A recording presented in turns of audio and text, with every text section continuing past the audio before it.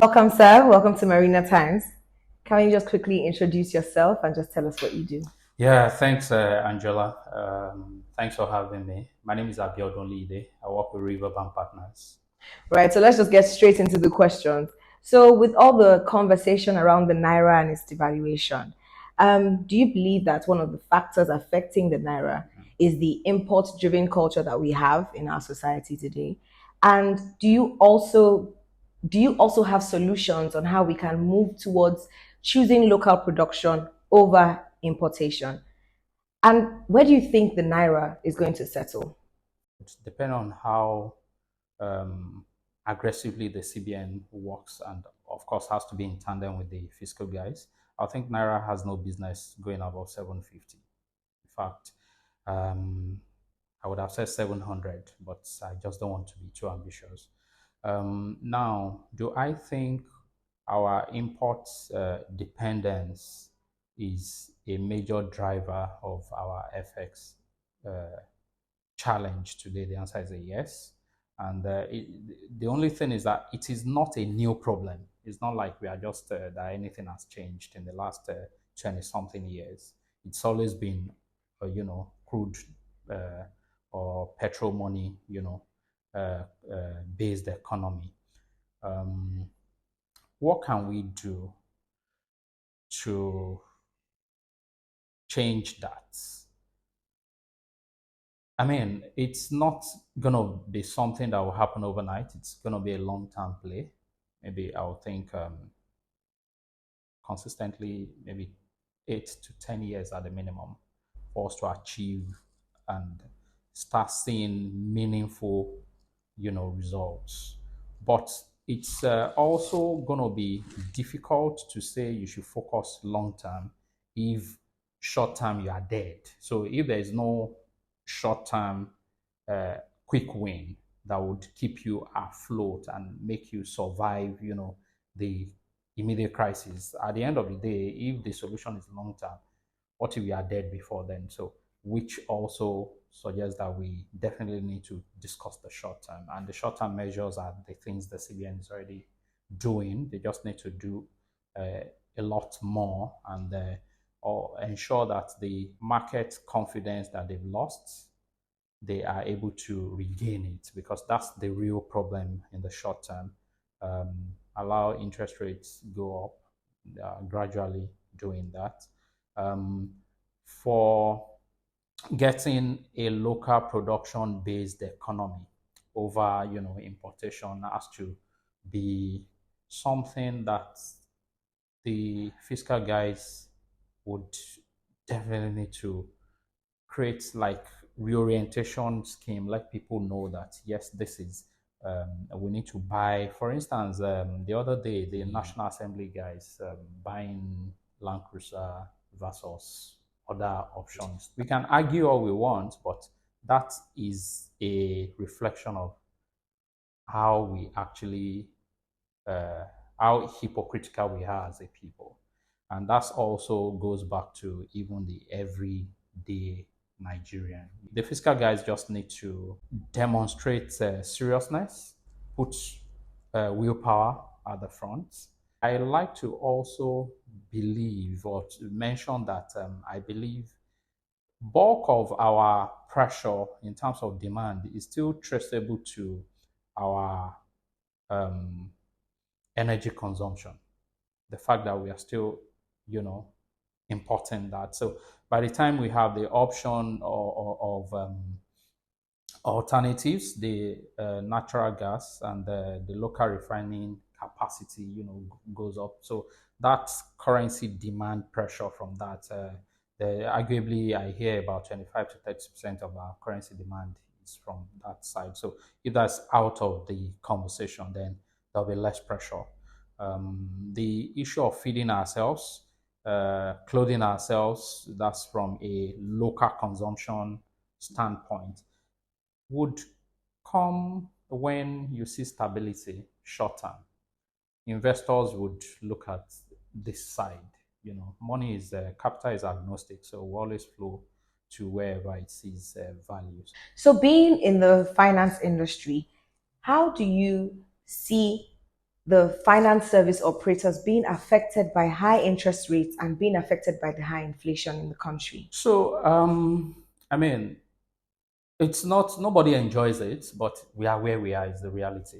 How does it affect it? It's tough everywhere. Um, from our side, we say that when interest rates are really high, that means your cost of fund is high, and that's where you are able to on lend.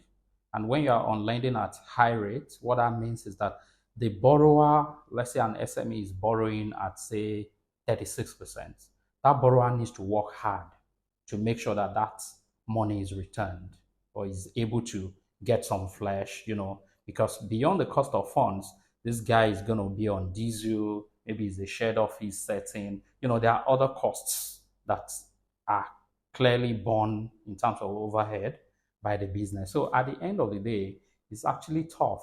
And for us in financial services, we see higher level of default. And when you look at it, yes, there are some that are just badly behaved, who lack good character, but there are a lot who genuinely meant well, but business is just turning south because maybe what they bought, nobody is willing to buy. They are losing value. They borrowed money. Interest is compounding every day. So at the end of the day, you look at it, a lot of them were just like, you know what, I'm done. Do whatever you want to do. So it's tough. So the Nigerian government has announced that the Nigerian Customs Service is going to make or has made changes to the exchange rate computations. Now, how do you see these changes in the rates affecting trade dynamics as well as import duties? And truth is, for me, it's been long coming. Um, um, Clearly, there will be initial knee jerk, the shocks. Everybody is complaining. People who are importing, but over time there will be adjustments, and then everybody will be fine. That's the way I say it. Um, because it's like being between the rock and a very hard place. My hope is that the CBN, working in tandem with the fiscal guys, the coordinating minister for finance and the economy broadly, what they are doing would yield results in the next 6 months to 1 year. People argue that nothing goes up in Nigeria, nothing that goes up in Nigeria ever comes back down. I agree because I haven't seen anything that's gone up and has come back down. So, but if nothing else, at least it won't keep going up. We'll adjust, we'll find new equilibrium, and we'll take it up from there. So, sir, do you believe that crypto regulation and the adoption of same can actually be a good development for Nigeria? Absolutely, absolutely, absolutely. The regulators need to have a mindset shift and put people, knowledge experts. I know that during COVID, around 2020, there was a group that was set up at the time. I don't know how far that went. They were meant to roll out, framework for the crypto space and all that, but it's 2 years now. We haven't seen anything. But if you look at it from, let's talk about the numbers, the flows. In sub-Saharan Africa, Nigeria remains the highest volume driver in terms of trades, crypto-related trades. I think in the world, we are like number 3 or so. That's a lot in terms of growth in that space. Lagging behind, I think Vietnam. Yeah, I'm not sure, but maybe Saudi or somewhere. I'm not sure. But the point I'm trying to make is you have you have not supported it. It's still thriving, and because it's traded in FX essentially, so it can actually unlock some liquidity if you allow the fluidity between the markets. It can actually help unlock liquidity. There have been arguments around it. Maybe it could be used to perpetrate fraud and all that. Those are details that can be worked upon, and terrorism and things like that that could be used to fund terrorism, essentially. Valid concerns, I must say, but we should not throw away the baby with the bathwater. I think it's important for us to, for the policymakers to have uh, something in that space. Is it going to help the FX um, issue materially? I cannot say. But is it going to make it worse? The answer is a no. So why not try? And it would also create. I remember in the financial markets when there were some products when they were starting off, repos and all that, trading bonds, derivatives and all that.